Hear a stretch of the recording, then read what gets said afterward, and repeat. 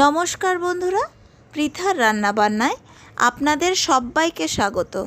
আজ আমি বানাবো ডিম ভাপার কারি। ডিমের ভাজার কারি কিংবা ডিম সেদ্ধর কারি আমরা সবাই খেয়েছি, কিন্তু এই রকমভাবে ডিম ভাপার কারিও ভাত বা রুটির সাথে খেতে খুবই অসাধারণ হয়। চলুন দেখে নেওয়া যাক এটি কিভাবে বানাই। প্রথমেই একটি পাত্রে আমি 3টি ডিম ফাটিয়ে নিচ্ছি।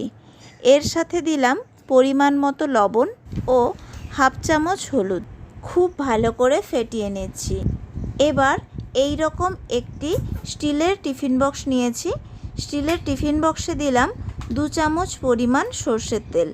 টিফিন বক্সের ভেতরের চারিদিকে এই সর্ষের তেল ভালোভাবে হাতের সাহায্যে মাখিয়ে নেব। এবার ডিমের গোলাটি টিফিন বক্সের মধ্যে ঢেলে নেব। টিফিন বক্সটি বন্ধ করে নিলাম। এখন একটি কড়াই বসিয়ে কড়াইতে দিলাম 3 কাপ পরিমাণ জল। ওভেন অন করে জলের ওপর দেব ডিম ভরা টিফিন বক্স। ঢাকনা দিয়ে দিচ্ছি। এইভাবে 20 মিনিট ডিম ভাপে সেদ্ধ হওয়ার জন্য রেখে দেব। প্রথমে ওভেন হাইতে রাখবো, তারপর জল ফুটে উঠলে ওভেন মিডিয়ামে রাখবো। এইভাবে 20 মিনিট রান্না করার পর ঢাকনা খুলে নেব। জলের পরিমাণ দেখে বুঝতেই পারছেন বেশ কিছুটা কমে গেছে। এইভাবে টিফিন বক্স ঠান্ডা হওয়ার জন্য আরও 10 মিনিট রেখে দেব। 10 মিনিট পর টিফিন বক্স খুলে নেব। দেখে নিশ্চয়ই বুঝতে পারছেন ডিম সেদ্ধ হয়ে গেছে। এখন এই ডিম ভাপাকে পনিরের মতো পিস করে ছুরি দিয়ে কেটে নেব। ভিডিওটি ভালো লাগলে আমাকে অবশ্যই জানাবেন, আর ভিডিওটিতে লাইক শেয়ার করতে ভুলবেন না। আরও রান্নার রেসিপি পেতে আমার চ্যানেলটিকে সাবস্ক্রাইব করুন। এখন পুরো ডিমটাই টুকরো করা হয়ে গেছে। এবার একটি কড়াই বসিয়ে কড়াই গরম হলে দিলাম 3 চামচ সর্ষের তেল। সর্ষের তেল ভালো মতো গরম হলে প্রথমেই দেব থেতো করে নেওয়া রসুন।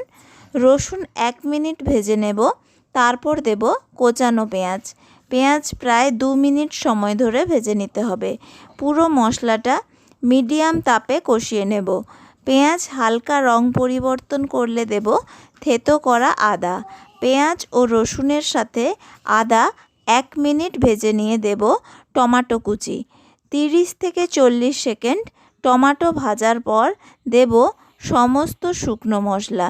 হলুদ গুঁড়ো 1 চামচ, জিরে গুঁড়ো 1 চামচ, ধনে গুঁড়ো 1 চামচ, কাশ্মীরি লাল লঙ্কার গুঁড়ো 1 চামচ, শুকনো লঙ্কার গুঁড়ো 1 চামচ।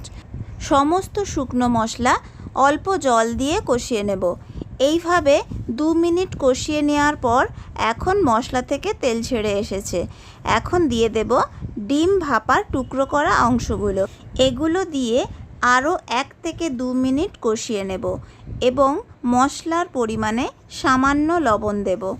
লবণ দেওয়ার পর আরও 1 মিনিট মশলা কষিয়ে নেব। এখন মশলা থেকে তেল ছেড়ে গেছে।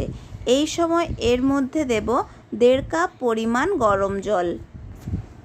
জল দেওয়ার পর ঢাকনা দিয়ে মিডিয়াম তাপে আরও 2 মিনিট রান্না করে নেব। 2 মিনিট হয়ে গেছে।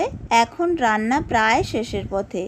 এই সময় এর মধ্যে দেব হাফ চামচ গরম মশলা ও 1 চামচ ঘি। সব কিছু নাড়াচাড়া করে নিলেই একদম তৈরি ডিম ভাপার কারি। বাড়িতে যদি এইভাবে ডিম ভাপার কারি না বানিয়ে থাকেন, তবে অবশ্যই এইভাবে একবার ডিম ভাপার কারি বানাবেন। কেমন লাগলো অবশ্যই জানাবেন। ভালো লাগলে ভিডিওটি লাইক করে শেয়ার করুন প্রিয়জনদের সঙ্গে।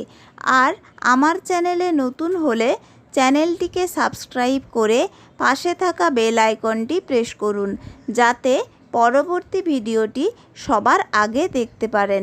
ধন্যবাদ ভিডিওটি দেখার জন্য। ভালো থাকবেন, সুস্থ থাকবেন।